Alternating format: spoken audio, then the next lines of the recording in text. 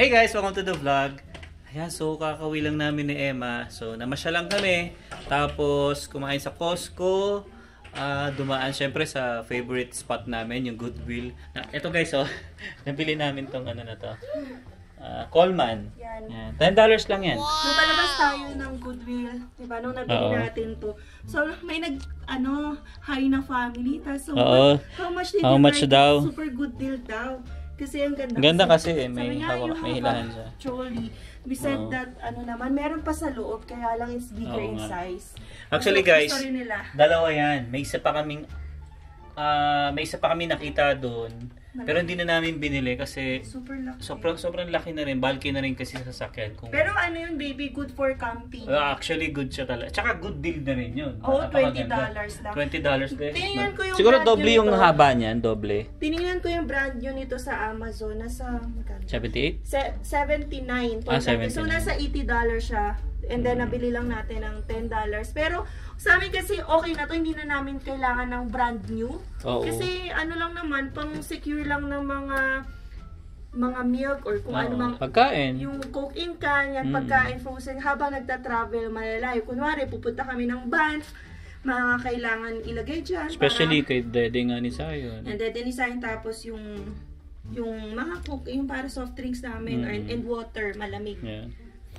So yun, balak nga ni Emma guys, kunin na rin yung isa kanina, yung tagta $20 nga. Actually gusto ko din siya kasi may gulong din siya, pero inisip namin saan naman namin siya ilalagay kasi nga marami na rin kaming gamit. Pero ang ganda niya sana guys kasi $20. Baby, hindi na siya Coleman, trolley na ni Sayo. Ginawa ng trolley. Ginawa ng laruan. Mahilig kasi magtutulak yung batuta ko na yan eh. Napupuno na yung bahay na kung ano-ano. Oo nga eh. Pati naman yun naman guys, laruan niya. Meron siya niyan, meron pa siya noon. Eto, pinagbabato-bato niya lang yan dyan. Meron pa bike sa taas, tapos meron pang push cart sa taas din. Oo nga, ayan. So yun, ano oras na ba? 9:30 na rin pala. 9:30 na rin pala dito. Ayan, so ayun guys. Alam nyo, may kukwento ako sa inyo. Meron kaming ganito kabait na kapitbahay. So, hindi ko na mention yung name no, kasi syempre, privacy na rin ng kapitbahay ko. Kayo ba guys, nagkaroon na kayo ng mga ganong klase ng kapitbahay na kapwa natin Pilipino na sobrang bait talaga. Hindi namin na-expect. Kanina pag-park ko kasi, sakto, nakasabay ko siya sa garahe. Ayun, inabutan niya agad ako guys ng pagkain. Sobrang nakaka-amaze lang. So, dito rin pala ako. So, bali guys. First time natin na-meet to, yung naglilipat tayo. Alam niyo yun, yung nakipag na siya, friend, si ate. Kasi parang, lilipat pala kayo dito sa tabi namin, asing katabi lang.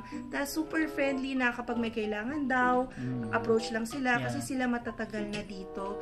And yun, nakapalagay ang loob. And then nung nag-birthday si ate, in-invite tayo sa bahay nila last time. And nakipag-Sharon Cuneta pa kami doon na. And yun yung mga isa sa mga maraming bagay dito sa Canada na thankful kami kasi hindi kami naiinip. Parang abutan lang ng something. Parang lang sa Pilipinas eh. Oo. Pero hindi kami naman dito nagchichikahan. Wala namang, ano ba dito? Alam niyo yung latest. More on sharing ng mga kung anong meron kaming bagay. Tapos, in-invite kami nung birthday niya. And ngayon, ito nga guys, yun nga, kwento nga namin sa inyo. Pag-park ko nga, yun nga, nakasabay ko si Kuya, yung asawa niya. Ayun, tapos, inabutan na lang kami ng ng pagkain na to. Super! Buti na lang hindi pa kami nag-grocery. Sobrang ang dami na to. Sobrang buti na lang dahil meron kaming chest freezer. Okay. Sakto din yung binili ko talaga yung freezer. Ito, pakita ko sa inyo guys yung freezer ko. Actually, nakikita nyo ito sa vlog. Ito. Maliit lang siya. Pero, okay naman. Oo, marami na kayo nalalagay. Tapos, syempre, meron pa rin naman kami ditong freezer. Kaya, okay din. Alaki nga ng freezer din natin dito. Oo. Sa kabila. Yeah. Oo, kasi yung freezer namin guys sa kabila, siguro lang ito eh. Maliit siya dito eh. Maliit siya talaga dito. Tsaka, ito kasi naka-separate yung yung freezer niya. Unlike dun sa namin, sa una namin, parang isang buo lang siya. Okay, so yun. Ito guys, pakita ko sa inyo yung binigay sa amin ni Kuya. Sobrang thank you talaga, Kuya. Hindi ko na sabihin yung name, no? May mga blessings tayo na natatanggap. Sinishare din naman natin yan dahil ito ay sobrang blessings. So ito guys, pakita ko sa inyo kung ano yung binigay sa amin. Charan! Wow! Guys, chicken wings ng Kirtland, chicken breast, bali dalawang chicken wings. Tapos ito, Whole chicken. whole chicken, apat. Apat ba? Apat. Tatlo. Tatlo. Tatlong whole chicken. Tatlong whole chicken. Yan, ang Kirkland is brand ng Costco. Costco, alam ko. oo, Costco. So, sinishare nila yung blessings nila sa atin. So, Oo. thank you. Yeah. Ayan, di ba? Daming wings yan guys, oh. Ano namin mo lutuin yan? Oh, may presyo pa yan, oh. Tinan mo, $29 pa yan, oh. $29, $32, $26, at saka $30. 38, $30. $30. Tingnan nyo naman, guys. Ay, naku. Sobrang thank you, Kuya, at saka ate. More than $100 worth ng chicken. Yan. Sa lahat ng uri ng chicken na luto, alam mo yan, unahin natin na... Siyempre, alam mo naman yan. Kaya natin yan, duck wings eh. Yan. Pwede kong gawin Chicken yan. wings. Chicken wings. So, gawa-gawa na rin ng flavor, ng Sakto, may sauce. salted egg tayo, di ba? May salted egg, oo. Yeah, chicken. Salted egg. Madali lang gawin yun. Butter lang yan. So, ano pa ba ang magagandang luto sa ganitong kind ng chicken? At least meron tayong wings, drumsticks, tas chicken breast, tas whole chicken.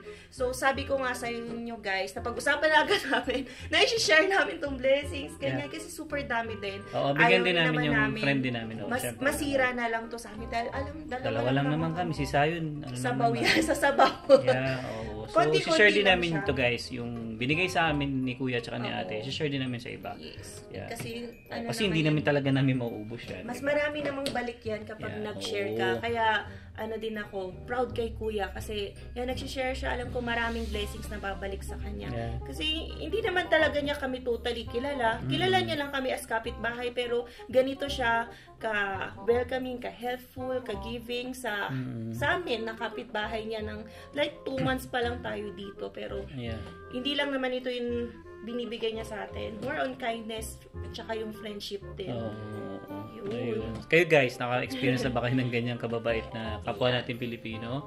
Diba? Parang ang sarap sa pakiramdam, diba? Oo, nung lumipat nga tayo, diba? Kasi isa sa factor na pwedeng ayaw na sana nating lumipat pala. Kasi may iwan namin dun yung family nila, Julius, Winky, tas nila Deb. Syempre, iba din yung nagkakatukan lang din kami ng pinto, mag-share ng pansit, sopas, palitan lang din. Kaya, madalas din kami hindi na nagluluto kasi may mga bigay-bigay ng ulam, no? Kesa masayang yun na lang ang kakainin namin, hindi na kami magluluto. Kasi yun yung mga sinishare ng kapitbahay namin ng mga kaibigan, which is, hindi namin alam kung magkakaroon kami ng kaibigan agad dito sa new community namin, sa bagong place. And, grabe, hindi kami pinapabayaan ni Lord.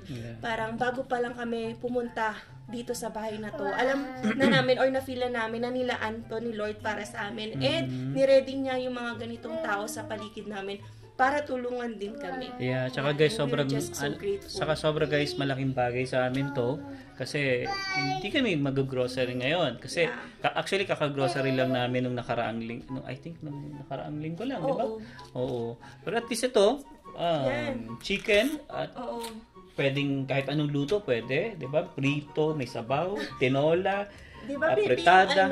Yung grocery natin last week na panay manok, niluto mo rin yun for a fritada for Thanksgiving. So, ubos na yung chicken namin kasi more on pork na ngayon dahil another wave na naman kasi panay nga chicken kami, panay isda last time. So, pork ngayon, ito another wave na naman, chicken na naman tayo, which is perfect kasi wala na kami chicken. Hindi, sakto rin to kasi hindi baga tama to sa atin. Kumbaga, pag pork kasi guys, medyo bawal sa amin eh. At least ito, chicken. Pwede natin ma-stock. Walang problema. Yan, freeze lang natin para tumagal, di ba? Yeah. Although, yan.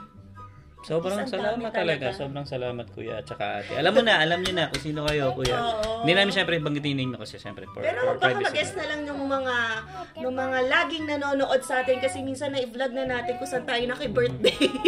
O yung gets nyo na rin yun. Pero yun, we are just really grateful sa mga blessings na natatanggap namin kahit yan accidentally, hindi namin inaasahan. sakto. Pababa lang kami ng kotse, nasaktuhan din na nasa garahe sila kuya.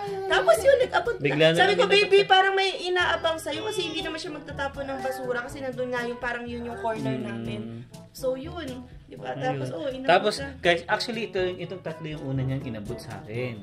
Tapos, nung pumasok na kami dito, kasi dungaw lang din namin sila sa kabilang inabot niya naman ito. Grabe, nakinito Itong guys. tatlong Whole whole chicken. Kung hindi nga kami, kunwari, may turkey kila Julius, para ito, pwede na to guys, parang sort of, ito na yung turkey nyo, sa laki. So, yan, imang andok sa mang inasal. Ganyan. Ayan. So, ito, gawin natin fried chicken. Tinola. Tinola, tsaka Tinola. gagawa ko ng salted egg na Adobong manok. ito. Tapos ito, pang sahog sa pansit Tsaka, bihon. yeah, sopas. Yung baby, yung Pwede rin. sandwich. Or tsaka chicken sandwich, pwede yan. Yan. Oo. Gawa tayo. Pwede Ang yan. dami na namin naiisip. Oo. Sobrang, again, kuya, ate, maraming salamat sa inyo talaga. Sobrang malaking bagay ito sa amin. No? Ayan. So, anyway, guys. Ayan. So, bali, pahinga konti. Then, mamaya, mag-edit si Emma doon sa vlog niya.